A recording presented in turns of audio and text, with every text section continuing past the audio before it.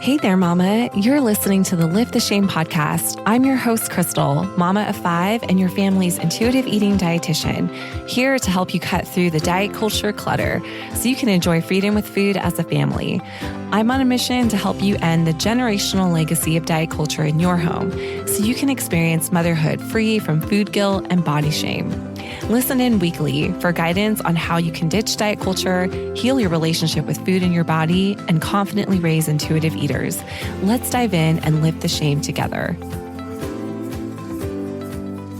Hey Mama, welcome back to the show. We are full swing in the holiday season here. And one question that comes up a lot around here at this time is how to protect our children from the various forms of diet culture that they may encounter as we engage in different holiday activities or visit family and friends. And this is a big one. And this is something that I'm hoping I can help you with today, specifically when it comes to extended family members or our family of origin that is maybe recycling old patterns around food or bodies that we are actively trying to break and shift away from. This can be really tricky. It can be really hard to reconnect with our family of origin around the holiday season, particularly as this can be triggering of old wounds around food and body image that you may have grown up with.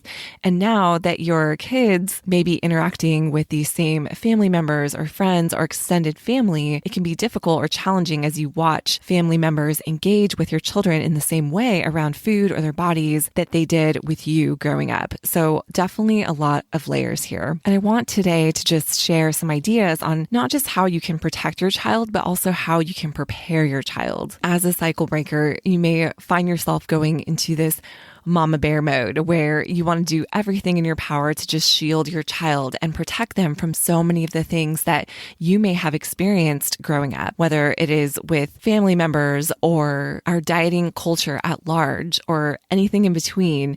There's so many things that I know you want to shield your child from. And the holiday season is no exception of that. You want to protect them. And again, this can be a time of year where a lot of those old things are coming back to the surface as we engage with our family of origin or are revisiting family and friends that were a significant part of old wounding or trauma around food and bodies growing up. And one thing I want you to be thinking about is how to prepare your child proactively for these types of situations in order that you can essentially help them learn and be able to empower them to protect their own relationship with food and their bodies and to be able to advocate for themselves when we are not always there. Of course, right now, especially if you have younger children, it can be harder to impart that type of knowledge at this stage. However, there are things that we can do. There are messages that we can start seeding in our children to just help them remember that they are in charge of their bodies, that they have autonomy over their bodies, and we can essentially help them build this narrative that will stay with them throughout their lives, especially when we cannot be there for them. And this is a great time to practice this during this holiday season. I want to share a story with you a little bit about my upbringing and just an example of how this all plays out to help you, first of all, know that you're not alone, and two, just give you a bigger picture context of what we're looking at when it comes to advocating for our children, but also just preparing them to encounter diet culture in its various forms, or to be able to withstand generational wounding around food and bodies that is still very active in many of our family of origins. So I grew up as a child of 2 immigrants who came to America in search of a better life, one from the Middle East and one from Mexico. And this resulted in an interesting upbringing around food, especially as there was a lot of trauma around food for both of my parents. So both of my parents grew up in food scarcity and food insecurity. And also food was a big part of their culture.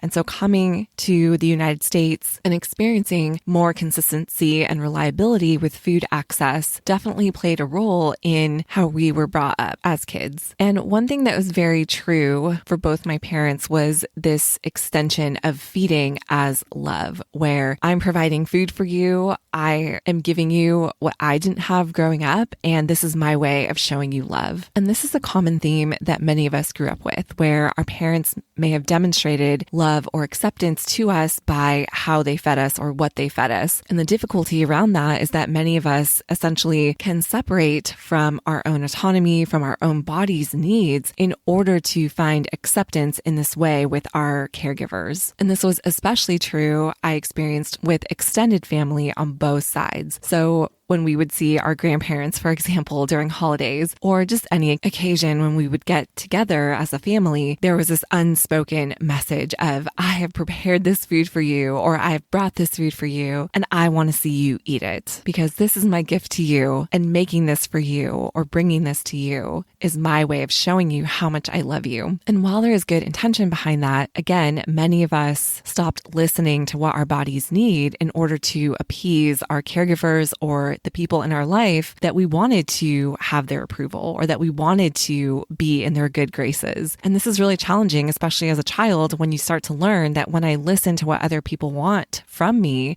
that is more acceptable or that is more desirable. And so we start to push our own needs aside to be in the favor of our caregivers or extended family members. And while there is good intention behind our caregivers feeding and showing love in this way, there's an underlying narrative that can be very challenging for a child to understand. And typically how a child internalizes this approach to feeding is that I am only loved or I am only accepted if I fill in the blank, if I eat this food that's put in front of me, even at the expense of overriding your body's internal cues for regulating food. Or I need to eat something that I don't like because if I don't, there's fear of being alienated or judgment or criticism. So all of this is things that we assimilate through our experiences with our family of origin and our caregivers or the family members in our life that we grew up around.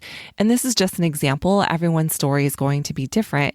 This is just something that I experienced growing up, especially from caregivers and extended family that predominantly experienced food insecurity in their growing up. What's challenging about this is that those ingrained beliefs that our family of origin may have don't necessarily go away. Those are very ingrained, especially if they're connected to trauma around food and bodies growing up. And so we may see this being perpetuated even to our own children as our kids interact with our family of origin or extended family members, even if we are doing the internal work around our relationship with food and being proactive and trying to shift away from that generational trauma around food and bodies, it can still permeate through extended family members that are interacting with our kids. And I know this can be a little bit despairing to hear because so many of us are doing this hard work. And yet these are still things that our children can pick up on as they engage with our family of origin. And this is a question that I get a lot is basically, how do I deal with the grandparents or how do I deal with these caregivers that are taking care of my children in some way or that we're interacting with them in some way,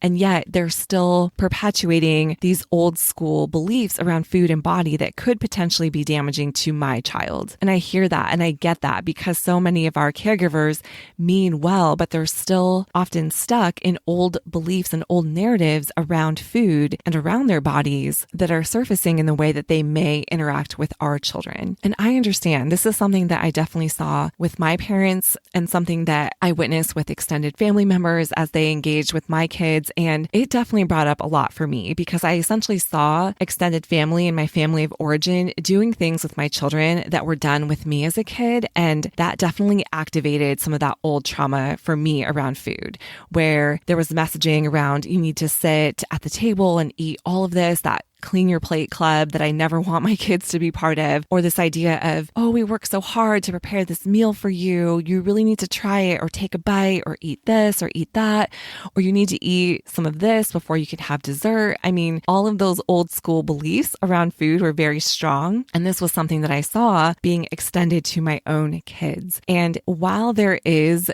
some level of advocacy work that we can and should do with these family members, especially if your child is going to be engaging with them or interacting with them frequently, I also want you to see that there are things that we can directly do with our own children. It's not always easy to engage family of origin, especially when we are trying to advocate for our kids or say, hey, I don't want you to talk about food in this way or talk about bodies in this way, or I don't want you to force my child to eat anything. Those are things that are important to say and verbalize. However, it can be hard to do that. And we may not always have the opportunity. Sometimes you might be healing from a difficult relationship with a family of origin, and it doesn't always feel safe to have those conversations with certain family members. I totally get that.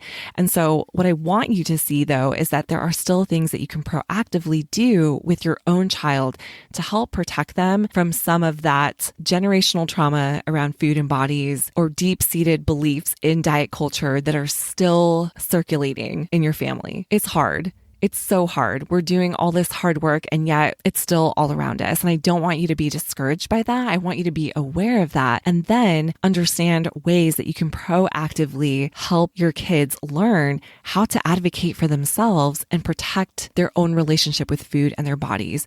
Because when they can understand what feels right or what feels wrong or not okay when it comes to how other people are engaging with them or approaching them around food or their bodies, and also have tools to know what do I do in these situations, this is what helps them build resiliency so that they don't succumb to the same type of narratives that many of us grew up with. And this is what I want to just briefly cover today. I know that was a long-winded introduction, but I just want to cover some things that you can do with your child. And also I will walk you through a script that I have used with my own kids and that you can customize with your own child in whatever way you need to. But the idea here is that we are preparing our children in a proactive way for some of the things that they may encounter in the real world, be it with our family of origin at holiday gatherings or at school or in any other occasions. When we can start embedding these things in our children, this is what will become the new norm for them. This will become their message, their narrative that they internalize, that they are in charge of their bodies, that they have autonomy over their bodies and what they get to eat or what they decide they want to eat or what they decide they don't want to eat. These are things that we want them to carry with them throughout their lives because again, we won't always be there for them. And I find that in the process of doing this, that this can be super healing for us too. So you may find that by helping your child find their voice and helping your child learn how to advocate for themselves, you're imparting to them something that you may have not had or experienced as a child. And that can be so healing for your inner child that needed someone to speak up for them when a caregiver was pushing food on you or making comments about your body. You have the opportunity to do that now with your own child. And by doing so, the extension of that is that you are also healing yourself. So all of this is really important. But let's just talk through some things to think about when it comes to preparing your kids, how to have these conversations, things to look out for, and then I will walk you through a sample script of how you can actually talk to your child about these things. So first, we just want to be thinking about how to be in a proactive state with our children versus reactive. And I'm going to delve more into what I mean about this. Commonly, when we're in this space, a thing that I often hear is, what should I say when so-and-so says X about my child, or is telling my child to do this, or is making a comment about their body, or is telling them they need to eat this before that. And those situations happen. They come up very frequently. And I think having a set of scripts can be really helpful in these situations, especially because so many of us are learning how to do this the first time. We didn't have a caregiver speaking up for us. And so now we're learning how to do it for our children. And it can be really hard to know what to say. How do I navigate these types of situations? And so, yes, having scripts in those situations can be helpful. However, what I find is that sometimes these situations can be so triggering that it can move you into a more reactive state. When you are hearing somebody comment about their body or your child's body, that can put you into a place where you feel unsafe in your own body. And oftentimes the reason for that is because your nervous system is being activated. And when that happens, we move into a stress response. Physiologically, when we're under a stress response or when our body is in distress, our logical logical thinking brain goes offline and we're more likely to be in a reactive state. And that is why you might find yourself maybe lashing out or maybe freezing and not knowing what to say in those situations, because often what's coming with these body comments or food comments or being in a situation where we are with our family of origin and the environment itself may be super triggering, our body is going into that stress response. And so in those moments, it can be even harder and more challenging to think about, what do I say or how do I advocate for my child, especially when that logical part of your brain is literally offline. And that is because your body is just trying to survive something that feels very unsafe. And I'm not saying that we shouldn't or can't work through those situations in order to advocate for our child. I just want you to see that sometimes it can be harder to advocate for our child because of things that are coming up for us. And we don't want to rely on those moments alone. This is where I think the proactive work can be so essential and helpful to preparing our children to learn how to advocate for themselves in the event that we are struggling to do so in those moments.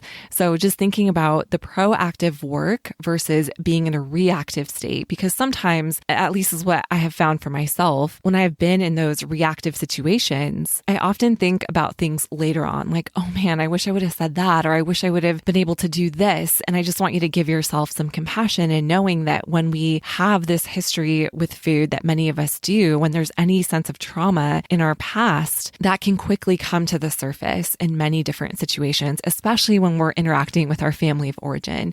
And so please be compassionate with yourself and knowing that you're doing the best you can for yourself and for your child. And this is where spending some intentional time in this proactive work with our kids, where we can talk to them, where we can share potential scenarios that may come up, where we can give them affirmations and just affirm their body, their autonomy, their appetites. All of these things happen more effectively when we're not in a stressed state, when we are able to be in our bodies and our bodies don't feel distressed, and when we can be aligned with the logical thinking part of our brain. So basically, what I'm saying is that a lot of this work happens outside of these moments, these heated moments where things can come up or comments may happen. And so it takes time. This is not just an overnight solution. This takes a lot of intentionality, a lot of conversations that are happening over time with our kids. And that leads me to my next point here, which is this crucial piece of building trust and connection with our children. Many of us grew up in a situation where we didn't have a secure attachment with our primary caregivers, where we grew up in fear of our caregivers or abandoning our needs and our emotions in order to appease the people in our life who were supposed to take care of us. Many of us did not grow up with the benefit of having a trusted person in our life that we could connect with or that was reliably there for us. And so if you are learning to do this with your child for the first time, again, please just give yourself so much compassion. It's hard to do this work. It's hard to be the first one in your family to make these intentional efforts to build this trust and connection with your child that is unconditional, especially if you haven't experienced that or didn't grow up with that. And what I want you to see is that when we have this secure foundation with our children and they know that we are their safe base, that we are able to hold space for them for all of their challenges or hard feelings or difficulties, the more they will be able to come to us when things are coming up that are challenging for them, whether it's a comment that somebody said or an insecurity that they feel in their bodies. When that trust and connection is there, it makes it so much easier for our kids to find safety in our relationship. And that is a bigger picture of the feeding relationship that we have with our kids. It's not just about food. It's so much bigger than that. And feeding our kids doesn't happen in a vacuum. And this is why having these long-term goals in mind can be helpful as it steers the direction of our actions in the way that we engage with our kids, not just around food, but in all things. And the goal here is not perfection. And if you've been tuning into this podcast, I hope you know that that is a common theme. The goal here is not to be this perfect parent. The goal is to just be a good enough parent where we are able to be there for our kids as best as we can. And we're also human, and our kids can see that and learn from us and know that they are still safe to come to us. And And when our children know that there is trust and connection in our relationship with them, they will know that we are that safety anchor for them when things come up that feel distressing or overwhelming in any way. And sometimes I think that is what's missing with many of the scripts that are circulating out there that so many of us are eager to pick up. We want to know what to say and how to say the right things. However, we don't want to forget that behind what we say needs to be trust and connection. And when we can lead from that place, our kids will know and trust that what we're saying to them is sincere and genuine. And that leads me to this last point here just to consider is learning how to attune to your child. Again, this can be much easier said than done, especially if you grew up learning that your needs don't matter and essentially dissociating from yourself and everything that you needed. It can be hard to learn how to attune to our own children, especially if you're just learning how to do this for yourself. But when we can see and recognize when our child is in distress or something is coming up that where they might need more support, this can be helpful for us to know if we need to intervene, advocate, support, or help our child. Every child is going to be different. And so we want to learn the child in front of us, the child that we have, and understand what does it look like when my child is in distress? What does it look like when my child is starting to become overwhelmed or maybe sensory overloaded? And how can I step in and help them? We will be better able to do that and more equipped to do that when we can be attuned to them. And this is especially true in holiday situations or gatherings when there's a lot of people, highly stimulating environment, a lot of conversation. Sometimes our kids can get lost in the mix, and it can be helpful, especially if you know that you have a child who does get overstimulated or maybe who does shut down or maybe who kind of falls to the wayside when other demands are surfacing. It can be helpful just to remember, do I need to check in with them? Does my kiddo need a break? Do I need to remove them from the situation for a few minutes? Attuning to our kids can help us understand when they need more support. This is especially true with family meals and gatherings. If you're all sitting at the table and you can see that your child's maybe overwhelmed by the amount of food that's put in front of them, or people are starting to make comments, we just want to be aware and attuned to our child and what's happening so that we know when and how to support them. So with these things in mind, I would love to share just a sample script or conversation starter that you can have with your child before holiday gatherings or meals or any type of situation that you think could potentially bring up some things for yourself or your child around food and their bodies, particularly when you're going back to family of origin who may still be rooted in diet culture or just old school ways of approaching food. The grandma that you love who pushes food on your child, or the aunt or uncle who's telling your child they need to eat more or eat a bite of this before they can have dessert, or hey, you're eating too much dessert. We want our children to have this narrative in mind. Ultimately, we want our children to know and believe to the core of their body that they are unconditionally loved and accepted by us. No matter how they eat, no matter what their appetite is or the size of their bodies, we want them to know that none of those things change how we feel about them or how we care about them, and that they have that love and acceptance no matter what. Because the minute that our children start to question that or start to believe that their worth is dependent on how they eat or what they eat or the size of their body, that can be such a breeding ground for disordered eating. And the best protective factor against that is just reminding them of the unconditional love that they have and that they are safe in their bodies. Of course, you can customize this to the needs of your child or your family or the age of your child. Always feel free to adjust anything as needed. I just want to give you something to start with and some things to think about as you have some of these conversations with your kids. First, you want to start with connection. Let your child know that you are so glad to spend time with them. That can sound like, you know what, honey, I'm so glad I get to spend some time with you today. How are you feeling? And this just sets the tone before any event or holiday gathering or meal that you might be going to. The next thing you want to do is just reinforce your child's bodily autonomy. Again, because so many caregivers or people in general that you might be interacting with will tend to override that by making comments about what your child should or shouldn't eat. So this can sound like saying to your child, remember that you are the boss of your own body. That means when we sit down to eat, you get to choose what you want to eat from whatever foods are available. We really want to stress that with them. Next, Next, we want to be intentional about prioritizing our child's safety. And this can look like telling them, you know what, I want you to remember that you don't have to eat or try anything that you don't want to. You can pick what looks good to you. There might be a lot more foods than we're used to seeing or different things that we're not used to having, but I just want you to remember that you don't have to eat or try anything unless you want to. We also want to be intentional about reiterating our trust in them. This is so essential to helping them learn to build trust in themselves. And that can sound like, I trust you to listen to your body and what it needs.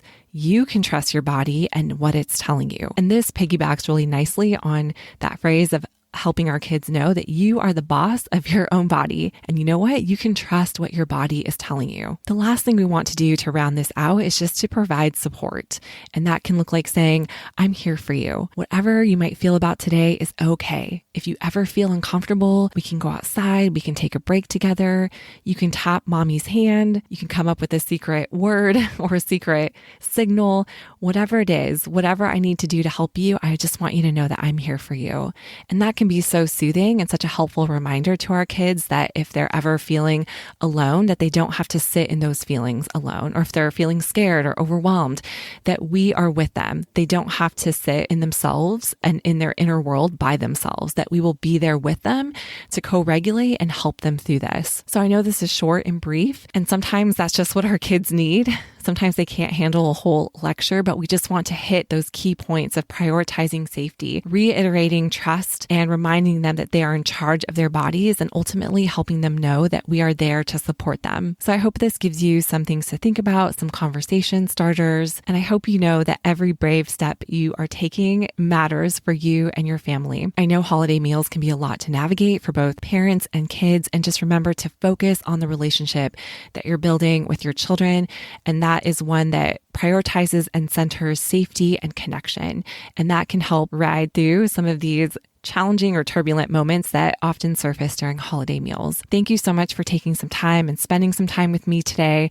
I so appreciate you being here. I hope you'll come back next week. We'll be talking more about ways to prioritize and care for your relationship with food during the holidays, which can also be challenging as well. So I hope to see you next week. Thank you so much. Thank you for listening to this week's episode of the Lift the Shame podcast. For more tips and guidance on your motherhood journey, come connect with me on Instagram at Crystal Cargis. Until next week, Mama, I'll be cheering you on. Bye for now.